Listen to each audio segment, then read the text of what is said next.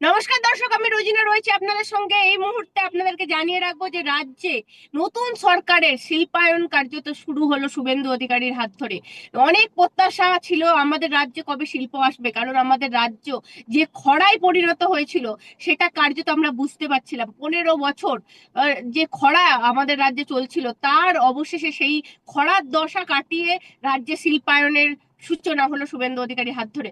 আমার সঙ্গে রয়েছেন রাজনৈতিক বিশ্লেষক, স্যারের সাথে কথা বলবো। কতটা আশার আলো দেখতে পাবে স্যার বেকাররা, সেটাই আজকে জানতে চাইবো, কি বলবেন? দেখো, এই নির্বাচনটা মানে অনেক ইস্যুর মধ্যে একটা বড় ইস্যু ছিল রাজ্যে শিল্পায়ন ঘটানো। মমতা বন্দ্যোপাধ্যায় 15 বছরের যে শাসনকাল শুধুমাত্র শিল্প সম্মেলন করেছেন, প্রায় লাখ লাখ কোটি টাকা খরচা করেছেন, কিন্তু কোনো শিল্প আসেনি। ফলে মমতা বন্দ্যোপাধ্যায় 15 বছরের শাসনকালে বাড়ি বাড়িতে বেকার হয়েছে, পরিযায়ী শ্রমিক হয়ে ভিন্ন রাজ্যে পাড়ি দিতে হয়েছে। কর্মহীন বাংলা, এই ছবি অত্যন্ত করুণার, আহ, অত্যন্ত লজ্জাজনক ও ছবি বটে। এই অবস্থা থেকে মুক্তির জন্য নরেন্দ্র মোদী স্বয়ং প্রধানমন্ত্রী হিসাবে তিনি শিল্পায়নের প্রতিশ্রুতি দিয়েছিলেন। প্রত্যেকটা জনসভায় তিনি বলেছিলেন যে বাংলায় পরিবর্তন হবে, এবং শিল্পায়নের কথা তিনি বারবার বলেছেন। অমিত শাহ বারবার জনসভাগুলোতে বলেছিলেন।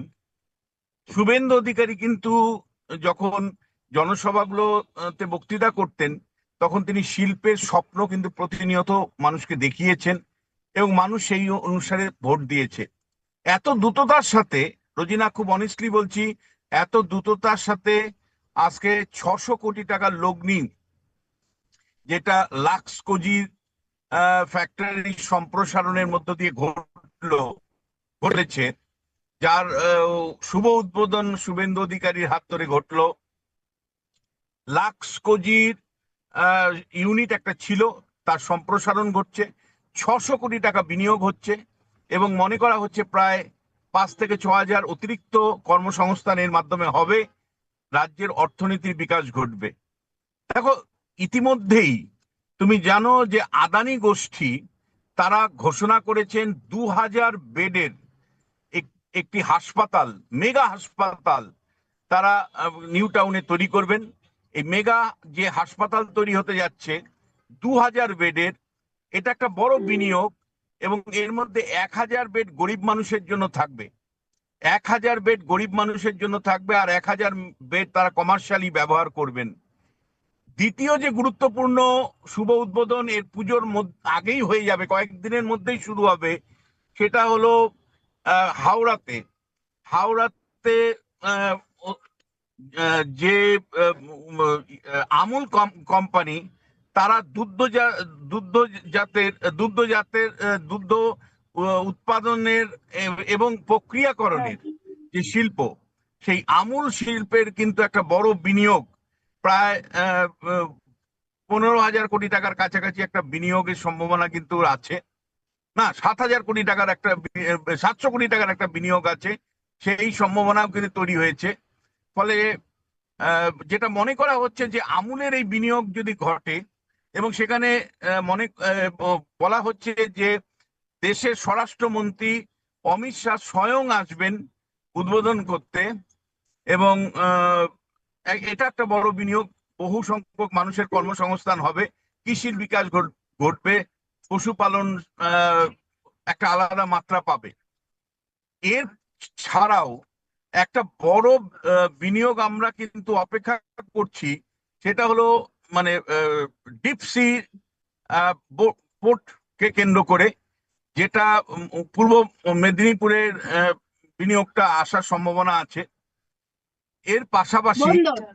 আহ, একদম তুমি স্যার। জানো এর যে, পাশাপাশি আরেকটা জিনিস স্যার, যে বিষয়টা আমি আপনাকে বলতে চাই। আজকে আমরা দেখলাম বিজেপির রাজ্য সভাপতি শ্রমিক ভট্টাচার্য তিনি আরো একটা শিল্পের জন্য বলেছেন, তিনি সিঙ্গুরেও শিল্প করার জন্য বলেছেন। দেখো, আমি ব্যক্তিগতভাবে মনে করি যে এটা নরেন্দ্র মোদী, অমিত শাহ সমেত এবং বিজেপি সংকল্প যাত্রাতে সিঙ্গুর ছিল। সিঙ্গুরের শিল্প তৈরি করার প্রতিশ্রুতি কিন্তু সংকল্পপত্রে বিজেপির ছিল। ফলে পাবলিক অ্যাড্রেস করে একটা চাপ তৈরি হলো। এই চাপটা শুভেন্দু অধিকারীর উপরে কিন্তু পড়লো, কারণ শ্রমিক ভট্টাচার্য শাসক দলের সভাপতি, তিনি জনসমক্ষে যখন বললেন যে আমি মুখ্যমন্ত্রীকে অনুরোধ করছি, শিল্পমন্ত্রীকে অনুরোধ করছি, সিঙ্গুরের কথা ভাঙবো, সিঙ্গুরের শিল্প আনুন, এই কথাটার মধ্য দিয়ে কিন্তু মুখ্যমন্ত্রীর উপর একটা চাপ, অতিরিক্ত চাপ আসলো। যদিও আমি যতটুকু খবর পাওয়া যাচ্ছে, সিঙ্গুরে মুখ্যমন্ত্রী শিল্প আনার ব্যাপারে অনেকটা এগিয়েছেন, অনেকের সাথে কথা চলছে বলেই খবর আমার কাছে। এবং দেশের বিভিন্ন প্রান্ত থেকে কিন্তু বিনিয়োগকারীরা উৎসাহ দেখাচ্ছে, যেটা সবচেয়ে বড় গুরুত্বপূর্ণ বিষয়।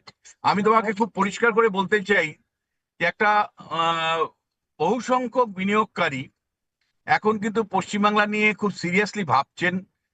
মানে যা খবর, গত 2 মাসের মধ্যে পশ্চিমবাংলায় জিএসটির আদায়ের পরিমাণ বেড়েছে, রেভিনিউ আদায়ের পরিমাণ বেড়েছে, এগুলো অত্যন্ত ইতিবাচক দিক। এবং বিভিন্ন ইন্ডাস্ট্রির লোকরা কিন্তু পরিষ্কার করে বলছেন যে একটা ফিল গুড ফ্যাক্টর তারা অনুভব করছেন। এবং কারণটাও খুব খোলামেলা তারা বলছেন যে আগের সরকারের যারা ছিলেন তাদের বিপুল পরিমাণে টাকা তোলা দিতে হতো, ফলে তোলা দেওয়া বন্ধ হওয়ার ফলে তারা কিন্তু একটা ইতিবাচক দিক পাচ্ছেন, বার্তা পাচ্ছেন। ফলে মনে করা হচ্ছে যে শিল্পের যে পরিবেশ, সেই শিল্পের পরিবেশ গত 2 মাসের মধ্যে তৈরি করতে পেরেছেন শুভেন্দু অধিকারী। মানে শিল্পপতিরা আসতে শুরু করেছেন। ফলে এগুলো সব ইতিবাচক দিক আমি মনে করি। এবং সেন্ট্রাল গভর্নমেন্টের তরফ থেকেও তুমি জানো যে শিল্পের পাশাপাশি যে বিভিন্ন স্তরের যে বিনিয়োগ, ইনফ্রাস্ট্রাকচারের যে বিনিয়োগ, সেটাও কিন্তু ভীষণ আশাপ্রদ। যে কোনো মানুষের কাছে খুবই আশা জাগাচ্ছে যে বহুদিন পরে পশ্চিমবাংলাতে ইনফ্রাস্ট্রাকচার ডেভেলপমেন্টের জন্য জমি পেতে কোনো অসুবিধা হবে না, শিল্পের জন্য জমি পেতে কোনো রকম অসুবিধা হবে না। এই বার্তাটা কিন্তু আমরা পাচ্ছি। ফলে বেকাররা কত আশার আলো পাবে, এটা দিয়ে বেকারদের কি হবে? কারণ আমাদের রাজ্য শিলান্যাস দেখে দেখে আমাদের রাজ্যে অভ্যস্ত হয়ে গেছি আমরা। অনেক শিলাদি এখানে রয়েছে, অনেক শিলান্যাস হয়ে রয়েছে। সেখানে দাঁড়িয়ে আমরা কি স্যার আর শিল্প সত্যি পাচ্ছি? মানে কতটা আশার আলো? না শিলান্যাসেই রয়ে যাবে, কি ব্যাপার হবে আমাদেরকে একটু বলুন।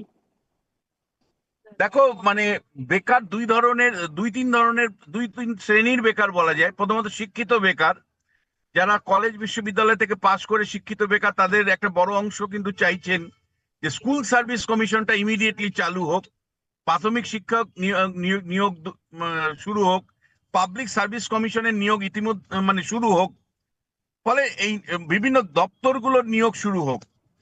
বেকারদের যারা যারা শিক্ষিত বেকার, তাদের তাদের প্রথম পছন্দ কিন্তু স্কুল কলেজ বিশ্ববিদ্যালয়ের চাকরি।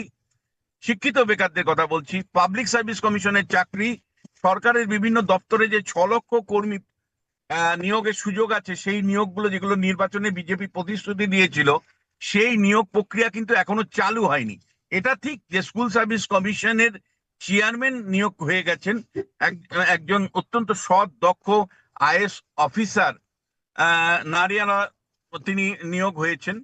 কিন্তু বাড়িওয়ালা এখনো দুষ্মন্ত। হ্যাঁ, নারিয়ানা তিনি নিয়োগ হয়েছেন, কিন্তু এখনো আমি বলবো যে এখনো নিয়োগের প্রক্রিয়া শুরু হয়নি কোনো স্তরেই, না পাবলিক সার্ভিস কমিশনের তরফ থেকে, না স্কুল সার্ভিস কমিশন থেকে, না প্রাইমারি শিক্ষক নিয়োগ, কোনোটাই শুরু হয়নি। মানুষ কিন্তু মনে করছে যে পুজোর আগে এই প্রক্রিয়া শুরু করুক। এই ব্যাপারে একটুখানি যেন আমার মনে হচ্ছে যে একটু আরো গতি বাড়ানোর সুযোগ আছে। এটা গেল একটা দিক। আর সরকারি চাকরি, স্কুল কলেজ বিশ্ববিদ্যালয়ের চাকরি, যেটা শিক্ষিত ছেলেরা প্রত্যাশা করছে। আরেকটা হলো যে বিরাট সংখ্যক আমাদের ছেলেমেয়েরা যারা ভিন্ন রাজ্যে পাড়ি দিচ্ছে কাজ করবার জন্য, যদি শিল্প আসে, যেমন আজকে লাক্স কোজিস শিল্পের কথা আমরা জানতে পারলাম, তাদের সম্প্রসারণের কথা জানতে পারলাম। ডানকুনিতে আরো শিল্প আসছে। তারপরে তোমার গিয়ে আমুলের শিল্প আসছে। ডিপ পোর্ট তৈরি করবার জন্য পূর্ব মেদিনীপুরের ইতিমধ্যেই উদ্যোগ নেওয়া হয়েছে। মানে ইয়েদের জিন্দালদের, সরি, তোমার গিয়ে আদানিদের বড় হাসপাতাল আসছে। এরকম অনেক বিনিয়োগই আসছে। এই বিনিয়োগগুলোর ফলে যেটা হবে কর্মসংস্থান কিন্তু অর্গানাইজ আনঅর্গানাইজ এবং যে আহ, সহযোগী যে শিল্প, একটা শিল্পকে কেন্দ্র করে আরো যে অ্যালাইড শিল্পগুলো, তাদেরও কিন্তু মানে আসার সম্ভাবনা থাকবে। তবে আমার যারা বেকার মানে ভিন্ন রাজ্যে যান পরিযায়ী শ্রমিক, তারা অন্তত পক্ষে রাজ্যে থাকবার সুযোগ একটা পাবেন, এটা কিন্তু আমরা মনে করছি। ফলে সব মিলে আমি বলবো যে শুভেন্দু অধিকারী আজকে শিল্পায়নের যে যাত্রা শুরু করলেন, সেই যাত্রা অত্যন্ত ইতিবাচক। পশ্চিমবাংলাতে রাজনীতির চরিত্র নাও বদলাতে পারে, পশ্চিমবাংলাতে রাজনৈতিক সংস্কৃতির চরিত্র নাও বদলাতে পারে, কিন্তু অর্থনৈতিক সংস্কৃতির মধ্যে একটা পরিবর্তন যে আসবে, সেটা কিন্তু অন্ততপক্ষে সরকারের 2 মাসের কাজের মধ্য দিয়ে স্পষ্ট ধরা পড়ছে। ফলে রাজনৈতিক স্যার আর সংস্কৃতি একটা বিষয় একদম অপরিবর্তিত থাকতে যে পারে, কিন্তু ঠিক অর্থনৈতিক সংস্কৃতির মধ্যে একটা বড় পরিবর্তন আসার সম্ভাবনা থাকবে। স্যার আরেকটা বিষয়, শ্রমিক ভট্টাচার্য তিনি আজকে বললেন এরপর থেকে আমাকে আর ডাকবেন না। আমি চাইবো সরকার আলাদা দল আলাদা। অনেক শিল্পপতি আমার কাছে এসে মিটিং করছে, কারণ আগের যে দলের রীতি ছিল, দল যা বলতো সরকার তাই করতো, সেই রীতি চালু ছিল, কিন্তু আমাদের ক্ষেত্রে আলাদা। আমি এটাই বলবো, আমাকে না ডাকলেই আমি খুশি হব। এই বিষয়টা নিয়েও কি বলবেন? আমি প্রশংসা করছি, শ্রমিকের দল এবং সরকারের মধ্যে বিভাজন থাকা উচিত। পার্লামেন্টারি ডেমোক্রেসিতে এটাই নিয়ম। শ্রমিক নিজের থেকে বলেছেন, আমি মুখ্যমন্ত্রীর কাছে অনুরোধ করব শ্রমিকের এই অ্যাডভাইসটাকে গ্রহণ করার জন্য, কারণ দল এবং সরকার সবসময় পার্লামেন্টারি ডেমোক্রেসিতে আলাদা হওয়া উচিত, এবং সেটা কিন্তু আমরা প্রত্যাশা করি। শ্রমিক অত্যন্ত বিদগ্ধ মানুষ, উনি পার্লামেন্টারি ডেমোক্রেসির এসেন্সটা অনুসারেই মুখ্যমন্ত্রীকে অ্যাডভাইস করেছেন বা বলেছেন যে এরপর থেকে আমাকে কোনো সরকারি অনুষ্ঠানে ডাকবেন না, দল এবং সরকারের মধ্যে একটা পার্থক্য থাকা উচিত। এবং এটা কিন্তু আমি সমর্থন করি, মুখ্যমন্ত্রীরও উচিত দল এবং সরকারের বিভাজনকে স্পষ্ট করা, যে কোনো সরকারি অনুষ্ঠানে গিয়ে দলের বক্তব্য না রাখা। আবার একইভাবে আমি শ্রমিককে অনুরোধ করব দৃষ্টি দেওয়ার জন্য যে আজকে ডানকুনি যেখানে আলোচনা মানে সভা হয়েছিল, সেখানে কিন্তু মুহুমুহু জয় শ্রীরাম জয় শ্রীরাম এবং দলের বক্তব্য উঠে এসেছিল। সরকারি অনুষ্ঠান ছিল, তৃণমূলের আমলে এই ধরনের সরকারি অনুষ্ঠানে জয় বাংলা শুনে আমরা অভ্যস্ত ছিলাম। আমরা আশা করব বিজেপির স্লোগান জয় শ্রীরাম বা বিজেপির কাছাকাছি কোনো পতাকা, এই এইটাও যাতে সরকারি অনুষ্ঠানে অনুপস্থিত থাকে। যেমন করে উনি বললেন যে সরকারি অনুষ্ঠানে রাজ্য সভাপতিকে ডাকা ঠিক নয়, ঠিক তেমনি ভাবে সরকারি অনুষ্ঠানে রাজনীতি বর্জিত হওয়া উচিত, যেটা কিন্তু হচ্ছে না, এটা আমার অভিযোগ। স্যার আপনাকে অসংখ্য ধন্যবাদ আমাদেরকে সময় দেওয়ার জন্য। নমস্কার।